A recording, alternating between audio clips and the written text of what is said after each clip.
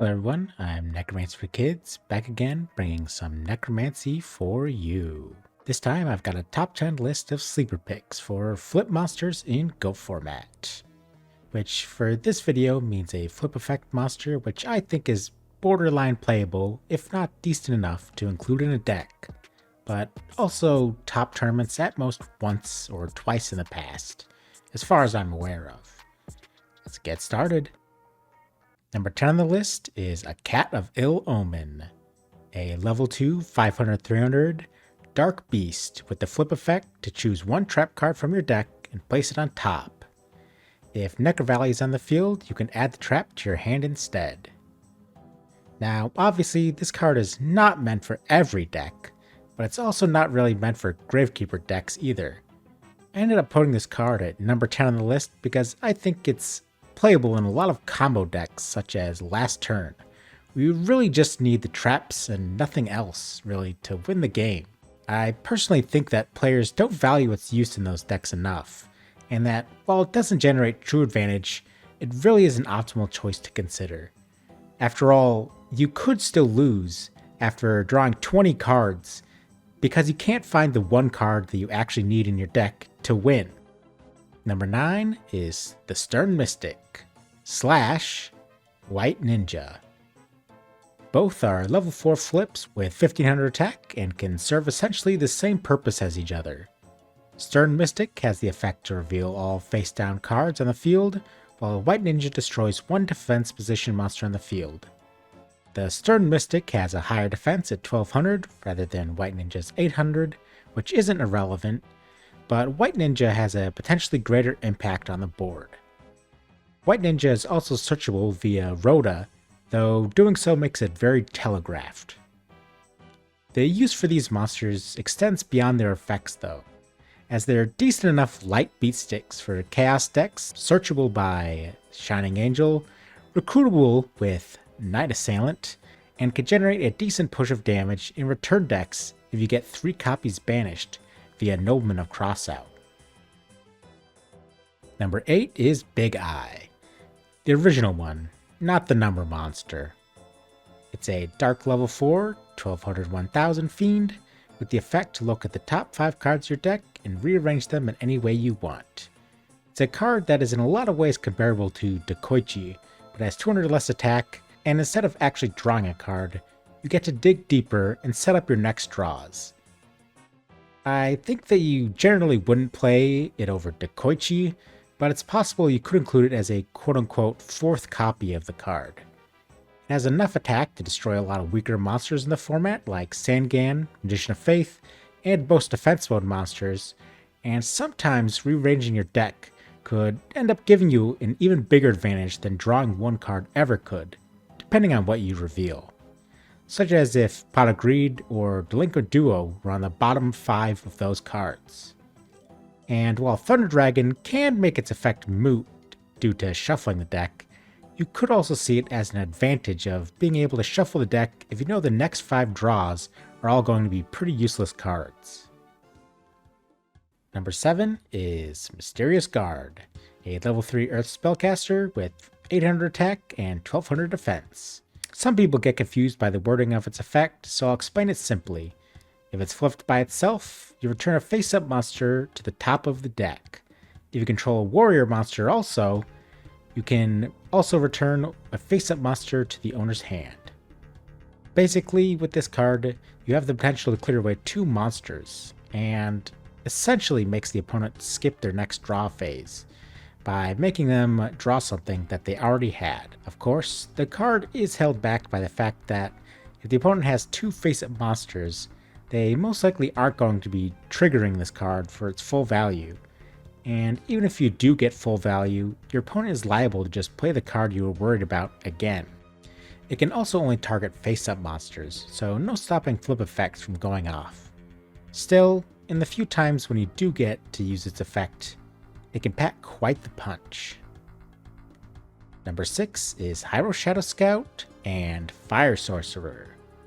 Another 2-for-1 special because they both have similar roles. This time around, the fact that their effects are actively bad are the reason for playing them. Hyro Shadow Scout is a dark monster that lets the opponent draw 3 cards, but they have to discard any spell cards they drew. Fire Sorcerer is a fire monster that makes you banish 2 cards at random from your hand and inflicts 800 damage to the opponent. In both instances, you're primarily hoping to use Creature Swap to give it to your opponent that generate advantage off the flips being forced. Hyro Shadow Scout can be a potential +3 if you only draw monsters and traps, and fits into chaos decks nicely, while Fire Sorcerer has a more situational effect but is potentially extremely disruptive to the opponent, and it has better stats for when you're forced to play it as a monster for yourself. Number 5 is Cobra Jar, a level 2 Earth 600/300 reptile with the effect to special summon 1 Poisonous Snake token, which has 1200 attack and defense, and when the Poisonous Snake token is destroyed as a result of battle, you inflict 500 damage to your opponent's life points. Like Big Eye, it has some features that make it similar to another heavy played card in the format, in this case being Gravekeeper's Spy. It gives you a second body on the field and can essentially turn itself into a beat stick on an empty board to deal 1800 damage to the opponent with direct attacks, or get in a little bit of damage itself while keeping the token for defense. You can also use the jar or token as tribute fodder in a Monarch style deck. Not having the same beefy defense as GK Spy is really what hampers this card the most, but again, you could consider it as a 4th copy of it in your deck, especially in a more Earth-focused tribute strategy. Number 4 is 4-starred Ladybug of Doom, a level 3 800/1200 wind insect, with the effect to destroy all level 4 monsters your opponent controls. Simply put, the card has the potential to destroy a lot of powerful cards in the format, including wiping out opposing GK Spies, Kaikus, Breakers, Tribes, and so on. Most monsters in an aggro deck are going to be level 4, meaning you hit pretty much everything that warriors play. The downside is, of course, that not literally everything your opponent plays is going to be level 4, including Mystic Swords in level 2, which counters this card, and Blade Knight, which is level 4 that can potentially negate its effect. Still, it is a card with a very high ceiling, and one that could be interesting to see more of as a side deck option. Number 3 is Crimson Ninja, a level 1 Earth Warrior with 300 attack and defense. Its full effect reads, target weapon trap card of the field, destroy it. If the target is set, reveal it, and destroy it if it's a trap card.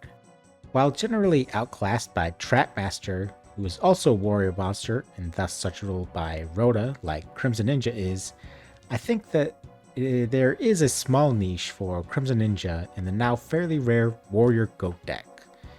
Including it as a one-of in that deck, perhaps even just on the side, allows for you to more easily access a level 1 monster to tribute off for Metamorphosis, and in the worst case scenario, its effect isn't all that bad.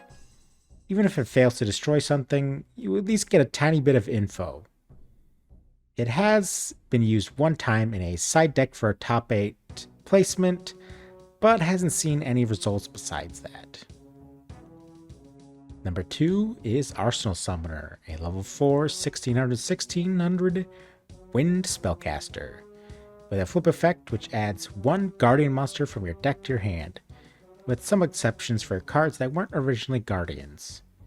We finally get a card that was used as a main deck monster in a top deck.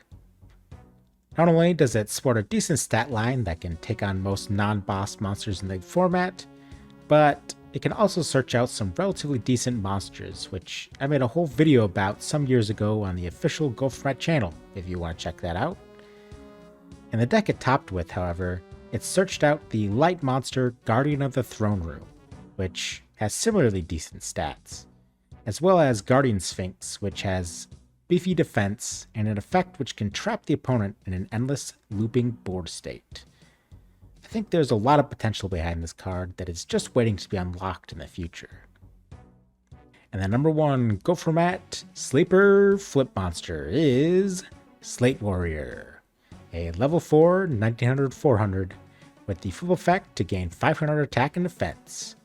Additionally, It has a non-flip effect that makes any monster that destroys it in battle lose 500 attack and defense. Sporting an extremely beefy 1900 attack and being able to potentially boost its weight to 2400 if you get lucky, being able to set it or flipping it after using Tsukiyomi makes it quite an aggressive card. And in a return deck, you can bring back 3 copies of it banished off knock for 5700 damage. It is seen play in zombie decks who favor the use of Tribute to the Doomed, discarding Night Assailant for the spell and grabbing Slate Warrior as a beat stick while not losing out in card advantage. And that's the top 10 sleeper flip monsters in Go format. What do you think? Do you have swap places of any of the cards on the list? Are there any other sleeper flip monsters that you can think of? Is there a top 10 you would like to see in the future? Be sure to let me know down in the comments below. And while you're at it, remember to subscribe to a Yugi tuber you like today, even if that isn't me. Have a good one.